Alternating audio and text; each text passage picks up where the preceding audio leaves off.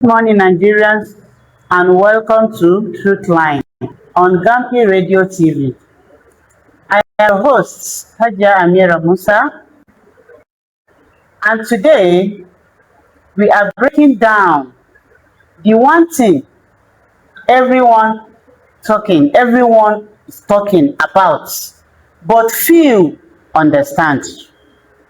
Our topic of discussion today is the political and fiscal backdrop shaping 2026. My guest in the studio today is Dr. Mohammed Suleiman. Doctor, you're welcome. Thank you, Haja Amira, for having me. Good morning. Good morning, Nigerians. Thank you, Doctor. Dr. Suleiman is a political and public affairs analyst. The macro numbers look better. Results are up. The naira is stable and investors are returning. But the big question is, what does it actually mean for you at home? Over the next few minutes, we will tackle these key questions. We will tell you the upside and, just as importantly, the disadvantage hitting the common person right now. Now, let's get into the discussion proper. Thank you, my doctor. Thank you. Doctor, why is the 2026 budget 10% smaller than last year? Thank you once again, Amira, for that beautiful question. You know, the national budget is a annual ritual, Okay. which states clearly how the financial, budgeting of the country can be run. The budget of every year is the one that shapes the economy of any nation. The 2025 budget, in fact, let me even say that since this government came to power, the budget of 2023, 2024, and 2025 were not, I don't think they were implemented up to 30%. So, back to your question, why the budget of last year is 10% is 10% smaller than last year. The economic situation of the country, based on the figures and the statistics the government is giving us, we should not be surprised that we are having something smaller than what we have in terms of budgetary provision of last year. The reason is very simple. Yeah. The government has removed fuel subsidy, Yeah. keep on borrowing money, keep on imposing multiple taxations on us. It's simply telling you that what they are still getting is not enough. And the budget of each ministry, department, and agencies, if you watch, are not properly implemented. Okay. A few days ago, or a few weeks ago rather, the Minister of Health cried out that the budget provision that came to his ministry was 250 billion naira, but they only received 2.5 billion naira as of April 2026, which is, you see, that deficiency, that is a very big one. So definitely the budget of last year must be smaller than this year in whichever percentage, because the government is a kind of proving to us that there is no money for them to implement the one they even, the figure they gave us, not to talk of the one that they could not even physically maintain and finance. Thank you, Doctor.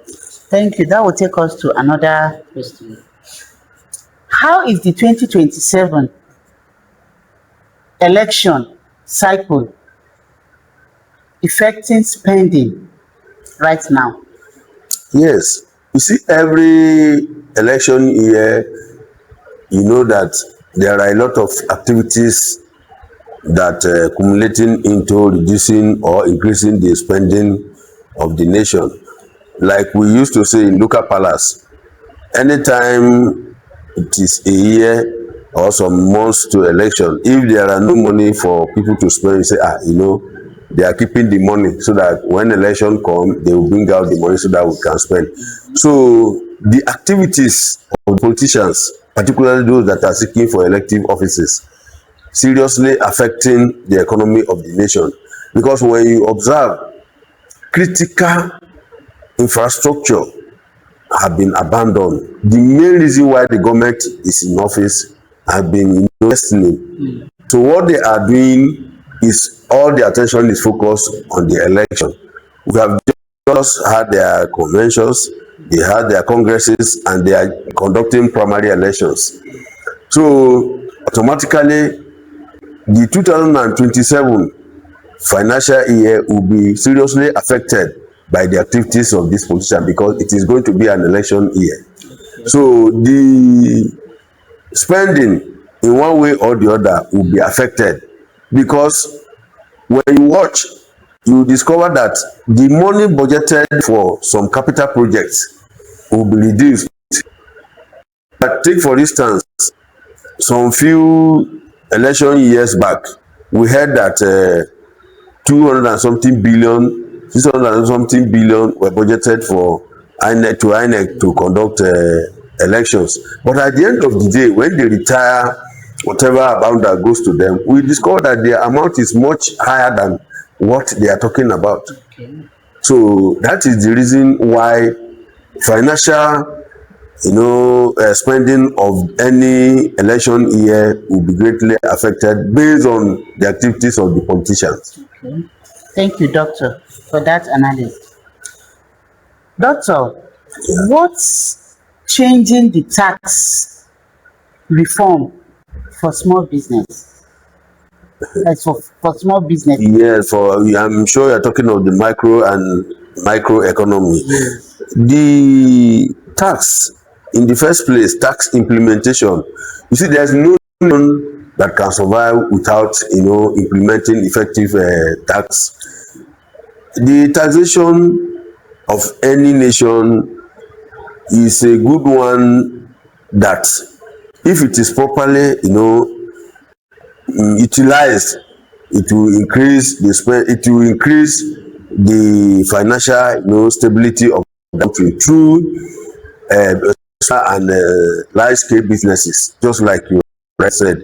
But the problem here is that most of the businesses are dying down as a result of multiple taxations. The tax reform of this regime, which is still a very serious contention, is the type that is not favorable to smaller businesses.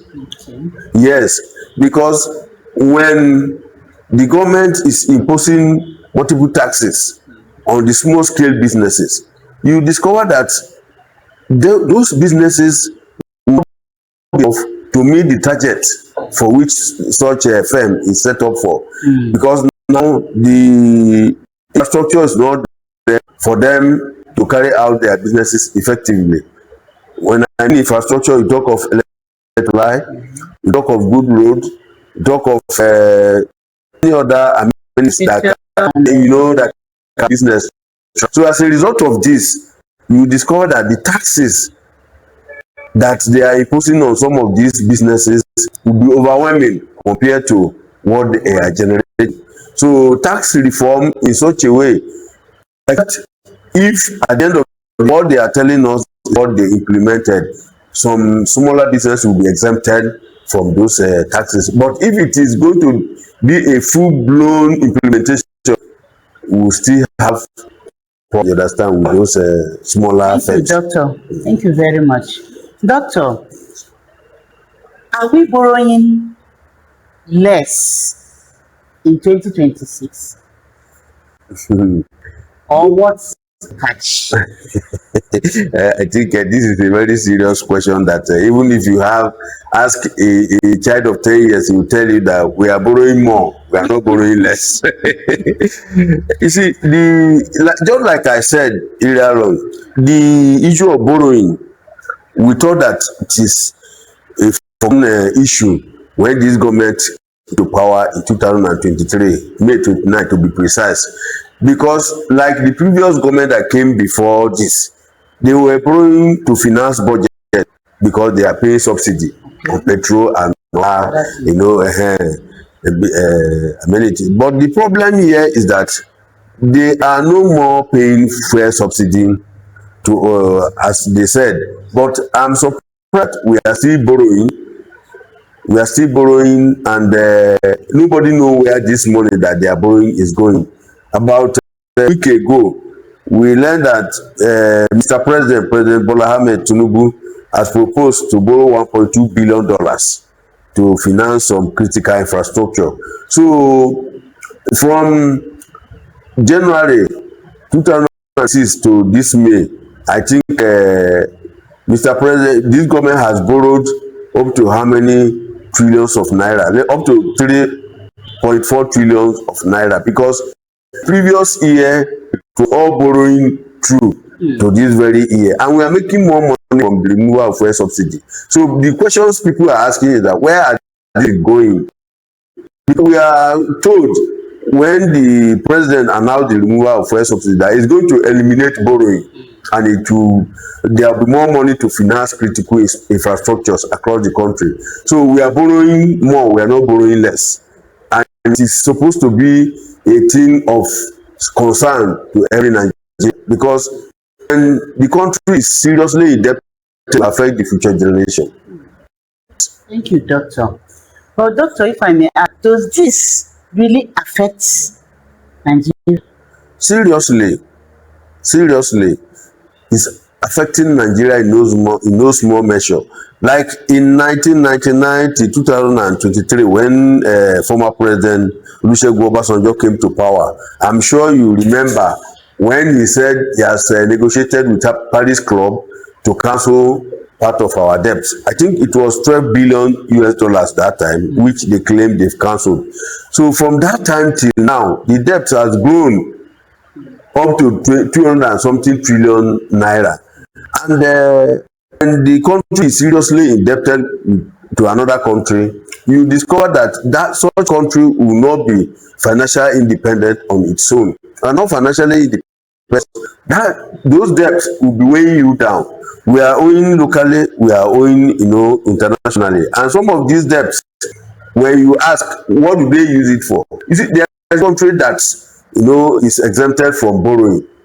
This is the truth. But you don't borrow to finance recurrent expenditure. You borrow to finance capital projects, so that at the end of the day, people will see what this borrowing goes to. The repayment of this borrowing will not be a problem. Just like the regime of former President Muhammad Buhari, he borrowed to build bridges, he borrowed to build railway, he borrowed to build roads, and we are seeing it. If you drive from Abuja here, preferably from Mararaba to Kefi to Akwanga to Lafia to Makode, the roads there are very smooth, and they told the road, we have two toll gates there.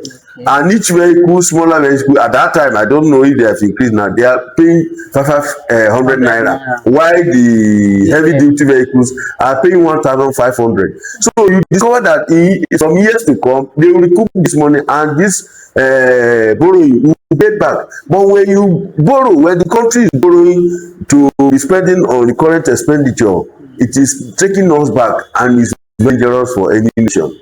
Thank you, Doctor. The final word. What does banking recapitalization means for you? Yes, banking recapitalization is to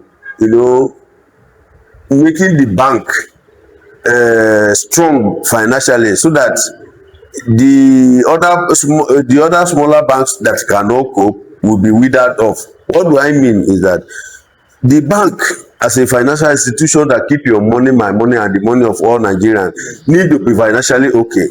they need to be strong in terms of finance.